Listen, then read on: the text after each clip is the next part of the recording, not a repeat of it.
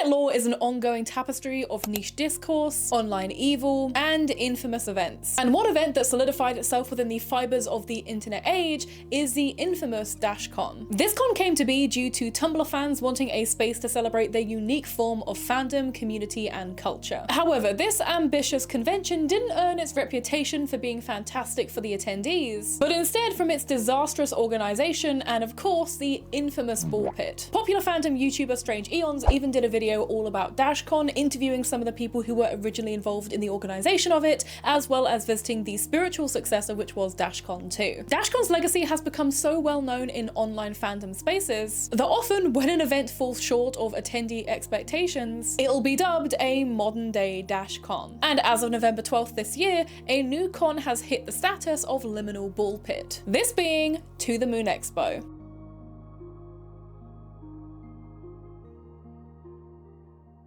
So living in the UK right now, we currently have a painful lack of gaming conventions. One of the most well-known ones that we did have, which was called Insomnia Gaming, ended up going bust, funnily enough, after I attended the last convention in April 2024, only to this year be revived in a new location of the Staffordshire County Showground. Meaning that if you're hoping to attend this convention, you're either going to have to go pitch a tent, or you're going to have to find a hotel nearby that you're able to drive to and from. But don't worry, there is some good value for money there, because for £95, you can buy your own private portaloo to use for the convention. To say that the UK gaming scene needs some serious uplifting would be a grave understatement. However, as you can expect, there are some eager upcoming conventions that are hoping to fill this gap in the market. And this is the opening that To The Moon Expo was hoping to capitalize on. An Instagram post on May 1st, 2025, soft launched the arrival of To The Moon Expo as the UK gaming scene's go-to con, claiming that they stand for sustainable and honest game development, or as they state themselves, we're not just building an event,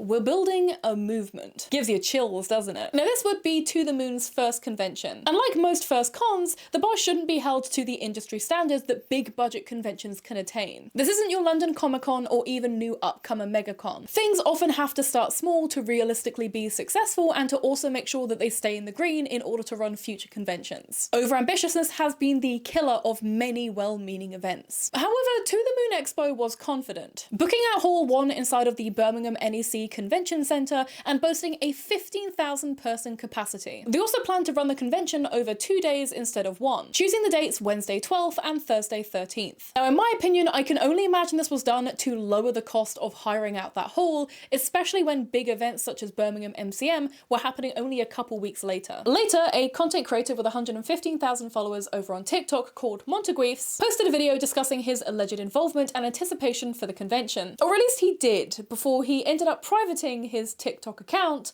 and hiding the original video. Luckily, I got it. Hi TikTok, it's been a hot minute since I've last been on here. You might recognize me from streaming or some pretty cringe lip sync videos back during COVID, and yeah, we probably won't talk about that. Since I took a step back from content creation, we have been working on something huge in the background, and that's kind of what I'm here to tell you about, because I know we're all gamers and I love me some video games. So let me tell you about what we're cooking up. We went ahead and started a gaming expo. Yep, like a gaming expo, like a 15,000 capacity venue with games and loads of cool stuff in it. Let me tell you a little bit more. So, what are we called?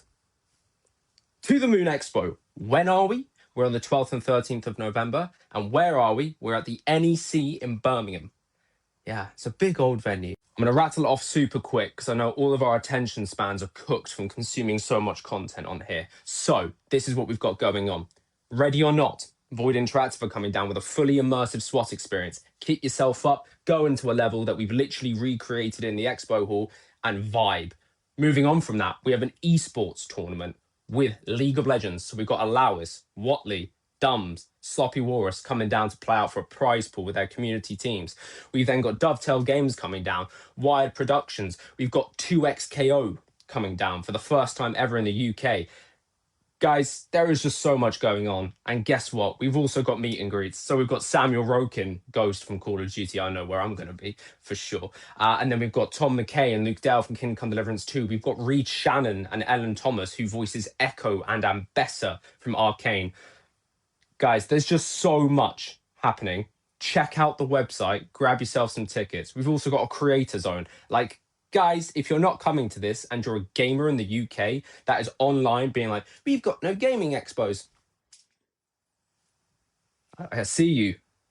I see you, and we'll see you there, guys. Either way, To the Moon Expo was starting to take shape, and this was only strengthened when a strong creator and industry professional lineup was announced. Voice actors from popular series like Call of Duty, Baldur's Gate 3 and Arcane were booked in for music performances and the standard fan panels and meet and greets. Not to mention a post by To the Moon Expo themselves stating that they had over 100 creators who would be guesting and appearing at the convention and going there to take content and enjoy themselves, as well as having sponsors such as League of Legends, Secret Lab, Razer and Eventbrite. Again, it's a really good lineup of sponsors, attendees, guests. It looks really good, or at least it does on paper. For what was an indie con, it was really starting to look like this would be the kick in the pants that the UK gaming scene sorely needed. No longer would indie game devs have to pay extortionate prices to get a crumb of visibility at much larger and more generalized events. After all, To the Moon Expo was by gamers for gamers. As they state themselves, they had no interest in catering to the AAA slop that the community had been peddled so readily. In fact, so confident in their ability to deliver a good time, they were charging ticket prices comparable to ReedPop's MCM Birmingham as well as MegaCon Birmingham, both of which are far bigger multi-hall events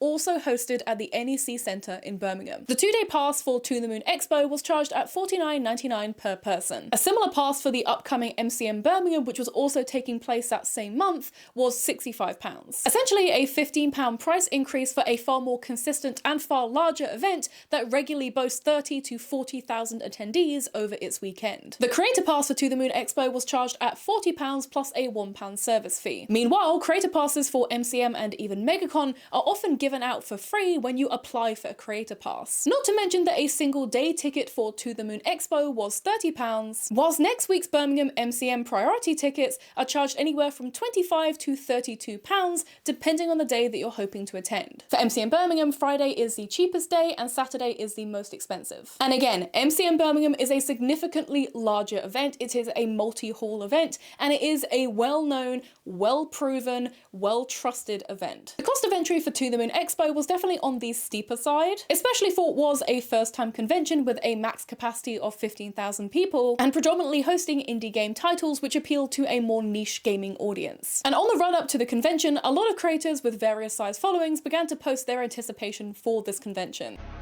Hey guys, Sakuraga here, and I have some exciting news. I will be going to the Moon Expo in Birmingham this November 12th and the 13th. You going on any holidays this summer? Oh yes! Where you going to? I'm going to Birmingham. Now sure, these videos weren't hitting big numbers or mass engagement, but it was clear that the gaming community, especially those who were less interested in AAA titles, were really optimistic about what this convention could be. And so, as the first day of To the Moon Expo was about to start, it became pretty evident to most of the attendees that it was definitely a con?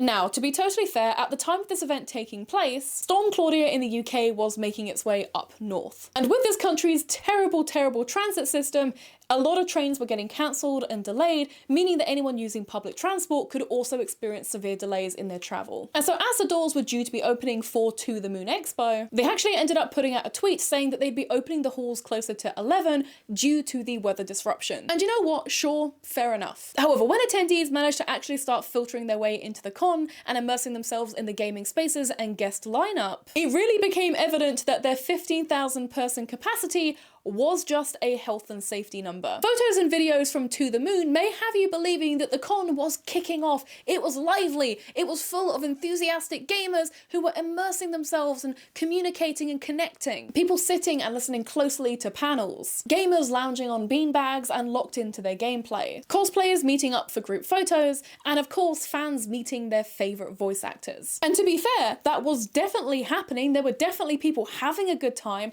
at this convention. But even even in these images, if you start to look a little closer, you can start to see that the NEC hall that was so ambitiously booked out looks really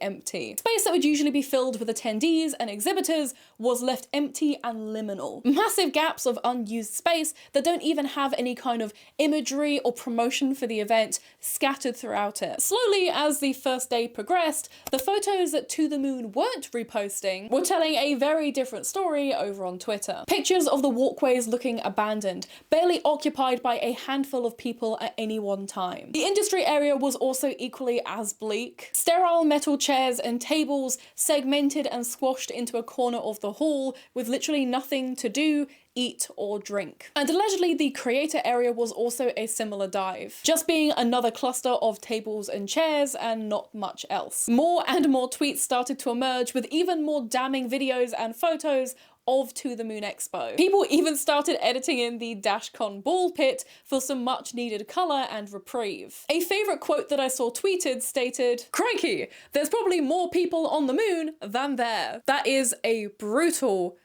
but very well articulated tweet. That was a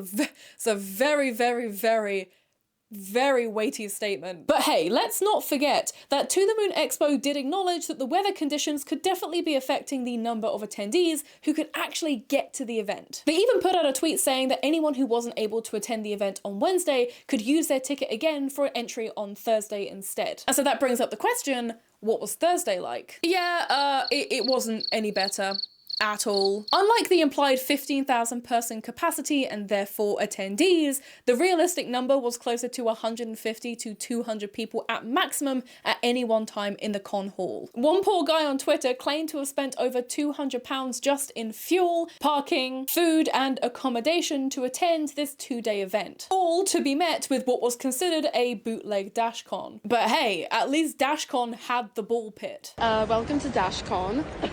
So we have the panel, which is also going to be where Reed Shannon is doing his show, and the League of Legends tournament. As you can see, there's not many chairs here. That's real life Dungeons and Dragons. I didn't know until I saw a huge fuck off dice. This is the VR arena. Yeah, all of this in the blue like tape thing is the VR arena. Over here we have a bunch of random PCs with just random games. Here we have just some random free arcade games. Here we have a bunch more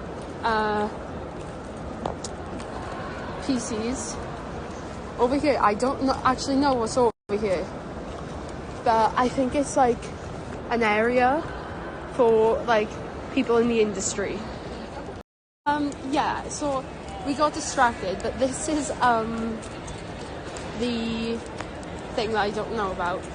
This feels like Dashcon to me over here. We are the only like, well, arcane. We have more PCs. I mean, to be fair, those ones are actually kind of alright.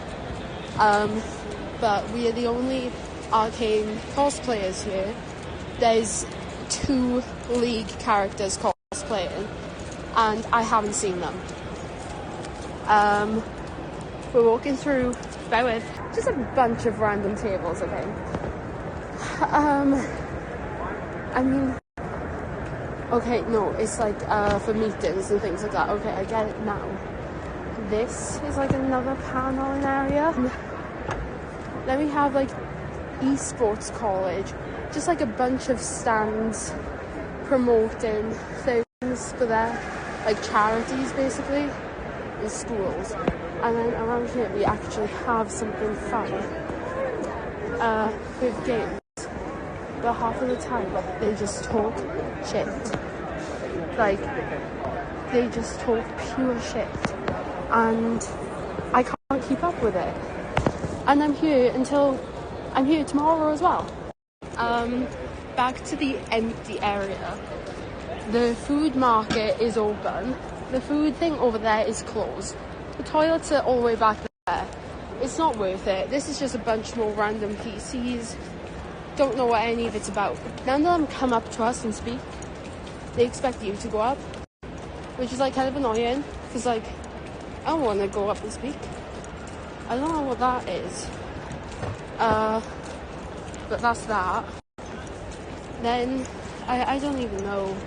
Chat, I don't know what's going on. Now, not long after these images of what the con really looked like began to circulate online, To The Moon turned off their mentions over on Twitter, later going on to remove all of the original ticket information and pricing, as well as the original speaker's schedule, which by the way had some heavy delays and some cancellations due to the issues with the convention. To The Moon's last available tweet was from November 12th, and the last repost was from November 13th. Since then, the social media team and the account has been pretty much entirely inactive, leaving the attendees and all of those who watched the convention unfold wondering why this failed so hard. And as people made their own memes and comparisons to similarly terrible events such as Willy's Chocolate Experience, more info on the actual organisers and organisation of the con began to emerge. Twitter user Lost Discs made a video claiming that the actual reason why the convention opened later on the first day wasn't due to weather disruption, but because they hadn't actually done or finished any of the setup until that same morning. As well as claims that site staff and security weren't made aware that many attendees may be cosplaying in tactical gear. Something which isn't too uncommon when it comes to gaming conventions and is pretty standard practice for anywhere that allows cosplay. The creators who attended the events and were even due to participate in panels and talks also began to come up with their experiences of guesting and being at To The Moon Expo. Okay, hello.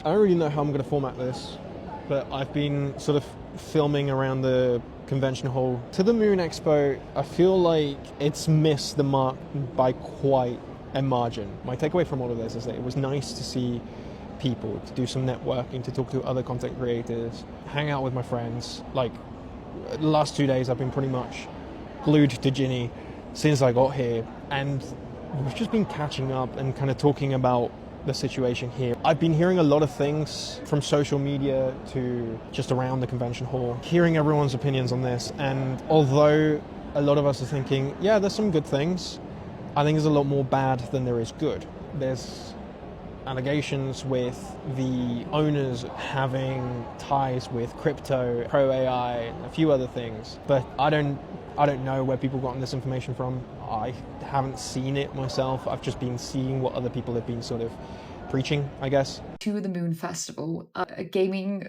convention is described as like the next best insomnia, apparently. No brands, barely any games. The indie section was a flop. I didn't go, it was my sister's birthday, but I was planning on attending and paying like an £85 train and then obviously staying overnight. A friend messaged me after the convention. He flew down from Glasgow, stayed overnight. He had 2 nights booked in a hotel and said it was the biggest flop ever. I did actually have an invite from To The Moon to come down as a creator with a lot of other creators as well. I was surprised that I did actually see people like buying tickets because I thought the festival was just going to be made up of creators. I'm glad I didn't go now. So I'm not going to go too in-depth on this, but I want to make my opinions heard because I don't want people to go to this event thinking it's going to be great when it's not. Today I attended To The Moon Expo in the NEC in Birmingham. I was really hoping for this to be a successful event. Alas, we were lied to. It was a Fyre fest of a festival, of a game expo. We were told 50,000 people was going to attend. Barely 500. 150 games were going to be there. There weren't. There's about 30 titles from the indie section. Don't have an issue with that. I support indie titles, but don't say there's going to be 150 when there's barely any. 150k people, definitely not. 150 games, definitely not. The creator zone was like a little sheep pen. It was big, but there's nothing in there. You get a ticket to go for free. However, other people that went for free that have travelled from London, Leeds, Sheffield, all over the UK, I feel really bad for you. And the people that had to pay to come to this event, I feel even worse. I'm going to have a couple of things here to show off one of the videos of that I recorded. It's a shame. It's a real shame. And again, I'd highly advise, if you've got a ticket for tomorrow, dodge the event, do something with your day, go to a farm, Hell, just go to town if you're in Birmingham already. Just don't go to this event. The UK isn't having much luck recently when it comes to gaming events. I didn't only attend the To the Moon Expo as a creator, I was actually invited to speak on a panel as well. I did not end up speaking on the panel, and I will explain why. Please enjoy my only picture that I took of the day. The weather was absolutely awful. I didn't turn up early because we were driving down. It was torrential rain. I only got there about 12 o'clock and was greeted by other creators and attendees telling me, oh, you're lucky you only just got here. We were queuing up this morning and we had to wait 2 hours to get in.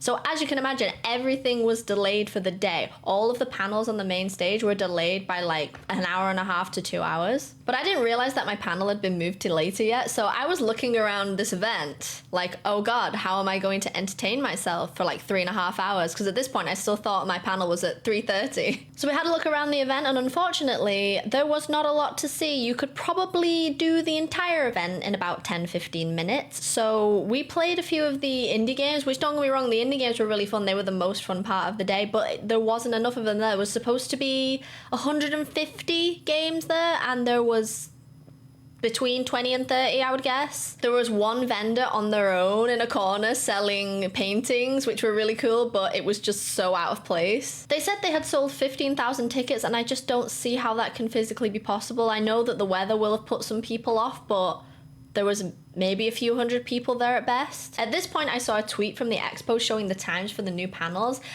and it might have been delayed to start at like 5 o'clock. So I was only going to be leaving at like 6 p.m. at this point, and it was a combination of me not wanting to drive home in the dark, in the torrential rain, and also physically not being able to think of what else I was going to be able to do to entertain myself for another 3 hours. So I messaged them and said, because the panel is so much later now, I'm not going to be able to make it anymore. I'm just going to head out. And they were understanding and everything. I didn't actually watch any of the panels myself, but I did see a few videos of people saying that there was no diversity on the panels at all. It was literally just all white men, and I guess I was part of the problem on that one. They did invite one woman, me, but I kind of bailed, so sorry about that one. I know that that's still not anywhere near diverse enough, but I guess I was part of the issue there.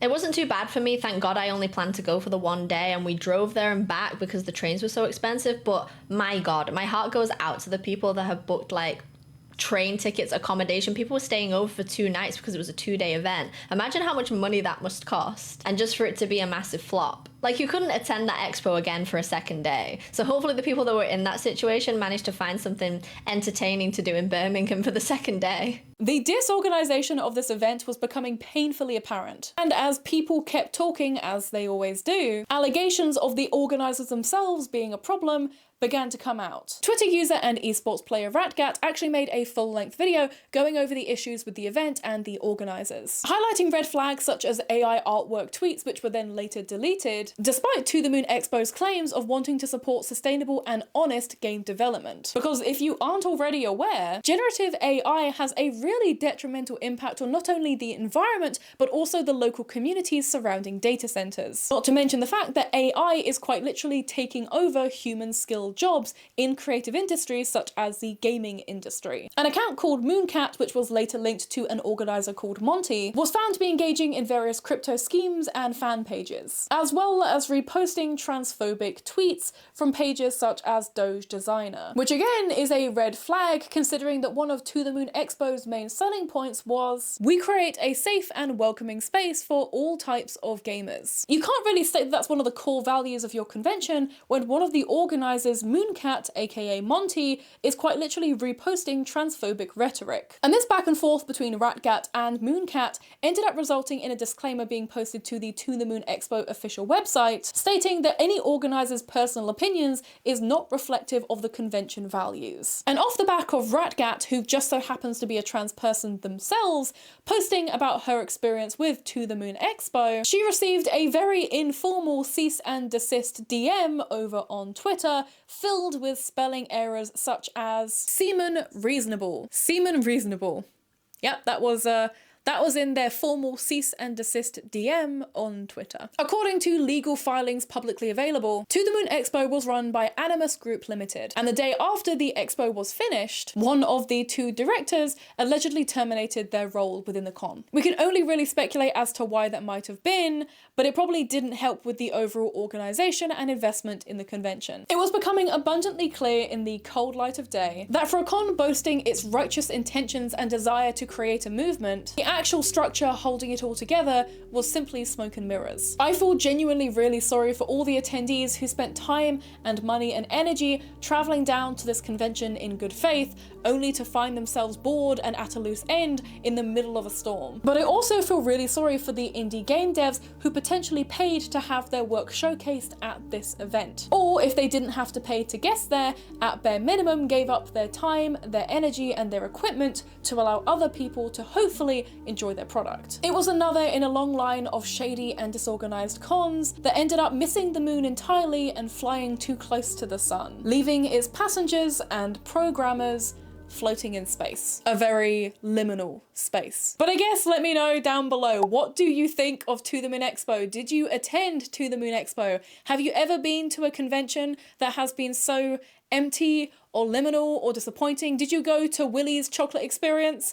Did you go to that weird book fair thing that was really bad in America that everybody was talking about a couple months ago? Have you been to one of those like Renaissance balls that actually just had like a stripper pole in the middle? Let me know. Have you been to a liminal, disappointing convention? And if so, what was it? Is there any convention that you'd like me to look into and talk about? Hopefully I've covered this one with enough detail, but obviously it is a small UK convention, and so the information available is very, very limited. A lot of it is kind of circumstantial and anecdotal, and so obviously some stuff is going to be missing, but from what I could see, this was kind of the general layout of this convention. But if I have got anything wrong, if I have misunderstood anything, please correct me down below. As always, I'm always happy to have people correct me or add additional info in good faith. We love to see it. I have no idea if To the Moon Expo will see this video. I feel like they will. And I just want to tell you that I am very reasonable because I am seaman reasonable. So don't send me a cease and desist on Twitter, please. I would like that very much. Or Blue Sky or Instagram. Please don't contact me. But of course, moving on, as always, I want to give a big thank you to my Patreon members who have not only been very patient whilst I've been sick and burnt out, but also continue to support my work and the things that I create. These being our Oshi tier patrons, Nina Hopkins, Idiot Insomniac, Lucy, Shy Raw, Harakivo, Danny16, Sweet Misery, Meryl Lyram, and the Galmar. And of course, our beautiful Otaku tier patrons as well, who are on either side of the screen. I haven't decided where I'm going to edit them in, but they are there. They also support what I do. Choosing to support me over on Patreon can give you early access to my public content, as well as behind the scenes content and shout outs during my videos. We have a couple of extra videos over there, including a couple hour-long ones. We've got some pretty long videos over there at the minute, but I also have some new ones coming up next week as well, which I will be announcing on my YouTube community post page and also on my other social media, so keep an eye out. I will be announcing them and I will be posting them next week. Typically, I would have a lot more going on over on Patreon at the minute. However, I have just recovered from the flu, which I had in my last video. When I tell you I was editing and filming with the flu that day, I'm not exaggerating. I was so ill. I was really sick when I made my last video. I'm not exaggerating. I was really, really poorly. I've only just recovered from that, and I've also just been super, super busy, so I've been really burnt out. So I apologise for my Patreon being a little bit behind. I am catching back up with it. And I want to say a big thank you to everyone who's very supportive over there and who's been like, oh, it's fine, just get better. Thank you. I will get better and post things. I can do both. But of course, the cheapest and easiest way of supporting me and what I do is simply to engage with the video. Leave a comment down below, like, share, and of course, click the subscribe button and the bell icon beside it to never miss an upload. And now it is time for the end of the video outfit check and some of your amazing fan art. And I'm actually pretty excited for this outfit check because I dressed up way too much for literally just filming this video, but I look kind of slay. I look kind of cunty slay. So we're going to walk through this outfit. Okay, it is time for the end of the video outfit check, and today's video is heavily inspired by Nana, if you couldn't tell. The recent Vivienne Westwood collection collaboration released, and I didn't really like it. I've done a couple of small videos on it over on my YouTube and my TikTok. However, I wanted to do an actual Vivienne Westwood kind of Nana inspired outfit. I did get the top from the collection, but this is thrifted, so let me talk through my outfit. On my head, we have my AliExpress goggles. You've seen them before. I've had them for like 5 years or so now.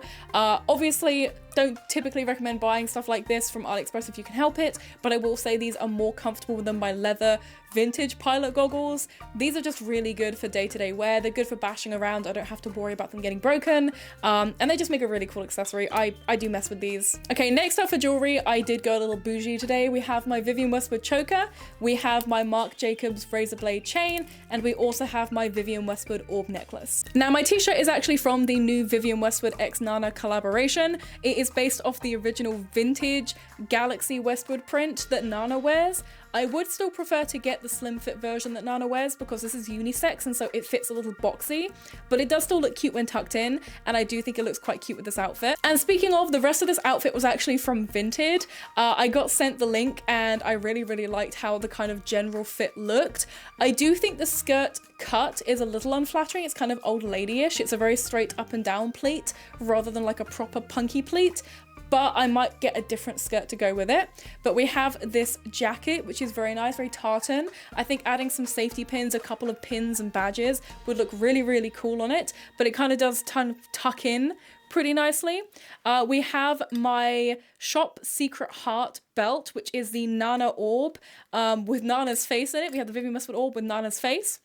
And then we also have a matching skirt for this set, but I will say that this skirt is a little unflattering. It's a very straight up and down skirt, and again, I feel like it just doesn't look as kind of like punky as I'd like, so I might get a different one, but then it wouldn't match the jacket. So we'll wait and see on that. But generally, I think the outfit is pretty cute. I'm pretty happy with it. Let me know what you think down below. And again, I will see you in my next video. A big thank you to all the lovely people doing all of this lovely fan art, and I'll see you very soon. Bye!